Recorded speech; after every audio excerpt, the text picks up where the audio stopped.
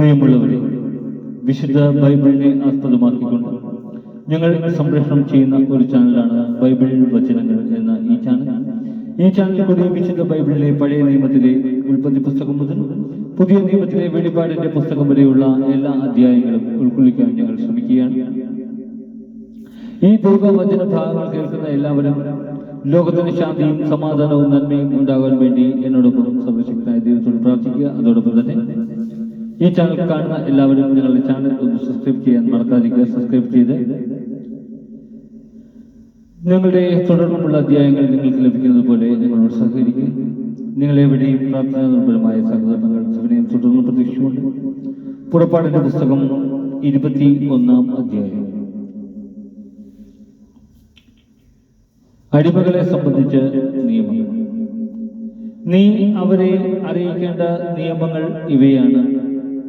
ഫെബ്രുവരിനായ ഒരു അടിമയെ വിലയ്ക്ക് വാങ്ങിയാൽ അവൻ നിന്നെ 6 വർഷം സേവിച്ചു കൊള്ളട്ടെ. 7-ാം വർഷം നീ അവനെ സൗജന്യമായി സ്വതന്ത്രനാക്കണം. അവൻ തനിച്ചാണ് വന്നതെങ്കിൽ തനിച്ചു പോയിക്കൊള്ളട്ടെ. ഭാര്യയോട് കൂടെയെങ്കിൽ അവളും കൂടെ പോകട്ടെ. യജമാനൻ അവന് ഭാര്യയെ നൽകുകയും അവൻ അവളെ പുത്രന്മാരോ ജനിക്കുകയും ചെയ്താൽ അവളും കുട്ടികളും യജമാനന്റെ വകയായിരിക്കും. ആകയാൽ അവൻ തനിയെ പോകണം. എന്നാൽ ഞാൻ എൻ്റെ യജമാനനെയും എൻ്റെ ഭാര്യയെയും കുട്ടികളെയും സ്നേഹിക്കുന്നു, ഞാൻ സ്വതന്ത്രനായി പോകുന്നില്ല എന്ന് ദാസൻ തീർത്തു പറഞ്ഞാൽ യജമാനൻ അവനെ ദൈവസമക്ഷം കൊണ്ടുചെന്ന് കതകിന്റെയോ കട്ടിലയുടെയോ അടുക്കൽ നിർത്തി അവന്റെ കാത് തോലുകൊണ്ട് തുളയ്ക്കണം. അവൻ എന്നേക്കും അവന്റെ അടിമയായിരിക്കും. ഒരുവൻ തന്റെ പുത്രിയെ അടിമയായി വിറ്റാൽ പുരുഷന്മാരായ അടിമകൾ സ്വതന്ത്രരായി പോകുന്നത് പോലെ അവൾ പോകാൻ പാടില്ല. എന്നാൽ യജമാനൻ അവൾക്ക് വിവാഹ വാഗ്ദാനം നൽകിയ ശേഷം അവന് അവളിൽ അതൃപ്തി തോന്നിയാൽ അവൾ വീണ്ടെടുക്കപ്പെടാൻ അനുവദിക്കണം. അവളെ വഞ്ചിച്ചതിനാൽ അന്യർക്ക് അവളെ വിൽക്കാൻ അവന് അവകാശമുണ്ടായിരിക്കുകയില്ല. അവൻ അവളെ തന്റെ പുത്രന് ഭാര്യയായി നിശ്ചയിച്ചാൽ പുത്രിമാരോടെന്ന പോലെ അവളോട് പെരുമാറണം. അവൻ മറ്റൊരുവളെ ഭാര്യയായി സ്വീകരിക്കുന്നുവെങ്കിൽ ഇവൾക്കുള്ള ഭക്ഷണം, വസ്ത്രം, വൈവാഹിക അവകാശം എന്നിവയിൽ കുറവ് വരുത്തരുത്. ഈ മൂന്നും അവൻ അവൾക്ക് നൽകുന്നില്ലെങ്കിൽ വില കൊടുക്കാതെ അവൾക്ക് സ്വതന്ത്രയായി പോകാം. ദേഹോപദ്രവത്തിന് ശിക്ഷ. മനുഷ്യനെ അടിച്ചു കൊല്ലുന്നവൻ വധിക്കപ്പെടണം. എന്നാൽ കരുതിക്കൂട്ടിയല്ലാതെ അവന്റെ കയ്യാൽ അങ്ങനെ സംഭവിക്കാൻ ദൈവം ഇടവരുത്തിയാൽ അവന് ഓടി ഒളിക്കാൻ ഞാൻ ഒരു സ്ഥലം നിശ്ചയിക്കും.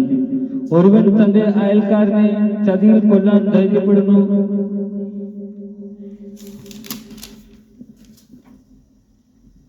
എങ്കിൽ അവനെ എന്റെ ബലിപീഠത്തിൽ നിന്ന് പോലും പിടിച്ചുകൊണ്ടുപോയി വധിക്കണം. പിതാവിനെയോ മാതാവിനെയോ അടിക്കുന്നവൻ വധിക്കപ്പെടണം. മനുഷ്യനെ മോഷ്ടിച്ചു വിൽക്കുകയോ തന്റെ അടുക്കൽ സൂക്ഷിക്കുകയോ ചെയ്യുന്നവൻ വധിക്കപ്പെടണം. പിതാവിനെയോ മാതാവിനെയോ ശപിക്കുന്നവൻ വധിക്കപ്പെടണം. ആളുകൾ തമ്മിലുള്ള കലഹത്തിനിടയിൽ ഒരുവൻ മറ്റൊരുവനെ കല്ലുകൊണ്ടോ മുട്ടികൊണ്ടോ ഇടിക്കുകയും ഇടികൊണ്ടവൻ മരിച്ചില്ലെങ്കിലും കിടപ്പിലാകുകയും ചെയ്തെന്നിരിക്കട്ടെ. പിന്നീട് അവനെ എഴുന്നേറ്റ് വടിയുടെ സഹായത്തോടെയെങ്കിലും നടക്കാൻ സാധിച്ചാൽ ഇടിച്ചവൻ ശിക്ഷാർഹനല്ല. എങ്കിലും അവന് സമയനഷ്ടത്തിന് പരിഹാരം നൽകുകയും പൂർണ്ണസുഖമാകുന്നതുവരെ അവന്റെ കാര്യം ശ്രദ്ധിക്കുകയും വേണം. ഒരുവൻ തന്റെ ദാസനെയോ ദാസിയെയോ വടികൊണ്ടടിക്കുകയും അടികൊണ്ടയാൽ അവന്റെ അടുക്കൽ തന്നെ വീണു മരിക്കുകയും ചെയ്താൽ അവൻ ശിക്ഷിക്കപ്പെടണം. എന്നാൽ അടികൊണ്ട ആൾ 1-2 ദിവസം കൂടി ജീവിക്കുന്നെങ്കിൽ അടിച്ചവൻ ശിക്ഷിക്കപ്പെടരുത്. കാരണം അടിമ അവന്റെ സ്വത്താണ്.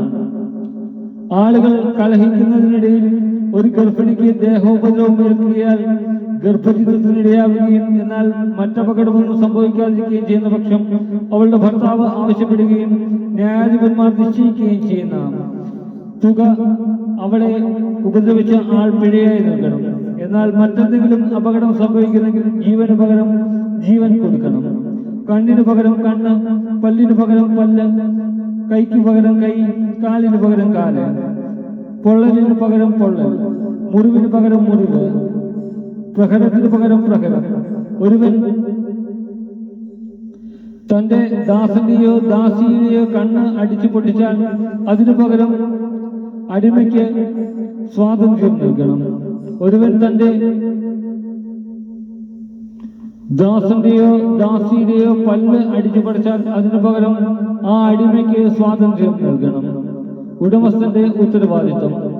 ഒരു കാള ഒരു പുരുഷനെയോ സ്ത്രീയെയോ കുത്തിക്കൊലപ്പെടുത്തിയാൽ അതിനെ കല്ലെറിഞ്ഞു കൊല്ലണം. ആരും അതിന്റെ മാംസം ഭക്ഷിക്കരുത്. കാളയുടെ ഉടമസ്ഥൻ നിരപരാധനായിരിക്കും. എന്നാൽ കാള പതിവായി ആളുകളെ കുത്തി മുറിവേൽപ്പിക്കുകയും അതിന്റെ ഉടമസ്ഥനെ വിവരമറിയിച്ചിട്ടും അവൻ അതിനെ കെട്ടിയിടായികയാൽ അത് ആരെങ്കിലും കുത്തിക്കൊല്ലുകയും ചെയ്താൽ അതിനെ കല്ലെറിഞ്ഞു കൊല്ലണം. അതിന്റെ ഉടമസ്ഥനും വധിക്കപ്പെടണം. മോചനദ്രവ്യം നിശ്ചയിക്കപ്പെട്ടാൽ നിശ്ചയിച്ച തുക കൊടുത്ത് അവന് ജീവൻ വീണ്ടെടുക്കാം. കാള ഒരു ബാലനെയോ ബാലികയെയോ കുത്തി മുറിവേൽപ്പിച്ചാലും ഇതേ നിയമം ബാധകമാണ്. ദാസനെയോ ദാസിയെയോ കുത്തി മുറിവേൽപ്പിക്കുകയാണെങ്കിൽ അവരുടെ യജമാനൻ കാളയുടെ ഉടമസ്ഥൻ 30 ശെക്കൽ വെള്ളി കൊടുക്കണം. കാളയെ കല്ലെറിഞ്ഞ് കൊല്ലുകയും വേണം. ഒരുവൻ കിണർ തുറന്നിടുകയോ അത് കുഴിച്ചതിനു ശേഷം അടയ്ക്കാതിരിക്കുകയോ ചെയ്തതുകൊണ്ട് അതിൽ കാളയോ കഴുതയോ വീഴാനിടയായാൽ കിണറിന്റെ ഉടമസ്ഥൻ മൃഗത്തിന്റെ ഉടമസ്ഥന് നഷ്ടപരിഹാരം ചെയ്യണം. എന്നാൽ ചത്ത മൃഗം അവനുള്ളതായിരിക്കും.